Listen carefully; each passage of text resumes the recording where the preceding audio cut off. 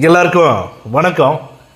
இந்த பதிவில் எதை பற்றி பார்க்க போகிறோம் அப்படின்னா, அதாவது மக்களே, அப்துல் கலாம் ஐயா கூட இருந்த நாய் ஒன்று தமிழக வெற்றி கழகத்தோட பெண் நிர்வாகிகளை, பெண் தொண்டர்களை அசிங்கமான வார்த்தையால்,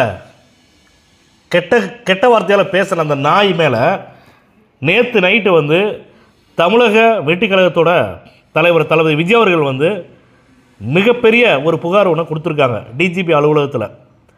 அதுக்கப்புறம் பார்த்திங்கன்னா, இன்றைக்கி சென்னையில் இருக்கக்கூடிய ஒவ்வொரு தொகுதியில் இருக்கக்கூடிய பெண்கள் பொன்ராஜ் அந்த நாய் மேலே ஆக்ஷன் எடுக்க சொல்லி புகார் கொடுத்துட்டுருக்குறாங்க. நான் என்ன சொல்கிறேன்னா, இது சென்னையில் மட்டும் கொடுக்கக்கூடாது, தமிழகத்தில் இருக்கக்கூடிய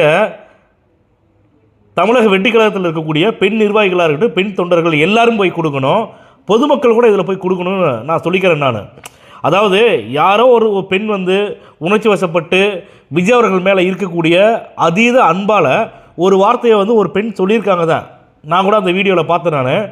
ஆனால் இருந்தாலுமே எல்லா பெண்களையும் தவறாக சித்தரித்து தவறாக பேசக்கூடிய தகுதி இவனுக்கு என்ன இருக்குது சொல்லுங்கள்? இந்த தகுதி திமுகவில் இருந்துக்கிட்டு இந்த தகுதி இவனுக்கு இருக்குமா? சொல்லுங்கள் மக்களே. திமுகவில் இருக்கக்கூடிய எவனாவது ஒருத்தனுக்கு ஒரு பேச்சாளர் பெண்களை இழிவுபடுத்தாமல் பெண்களுக்கு மரியாதை கொடுத்து எவனாச்சும் ஒருத்தர் பேசுகிறேன்னா பார்த்தீங்களா? இதில் இருந்து இந்த திமுக ஆளுங்கட்சி அடிக்கடி சொல்கிறாங்களே, நாங்கள் எங்களுடைய ஆட்சி பெண்களுக்கான ஆட்சி, பெண்களுக்கு பாதுகாப்பு கொடுக்கக்கூடிய ஆட்சின்னு சொல்லி சும்மா வெத்து விளம்பரமாக ப்ரெஸ் மீட்டில் மட்டும் பேசக்கூடிய திமுக ஆளுங்கட்சியை சார்ந்தவங்க யாராக கூட இருக்கட்டுமே, அப்போ வெறும் வெத்து தான் பேசிட்டு இருக்காங்களே தவிர உண்மையான ஆத்மார்த்தமாக எந்த பெண்களுக்கு மதிப்பு மரியாதை கொடுக்கல, எந்த பெண்களையும் உயர்ந்த இடத்துல வச்சு அவங்க பார்க்கறது கிடையாது.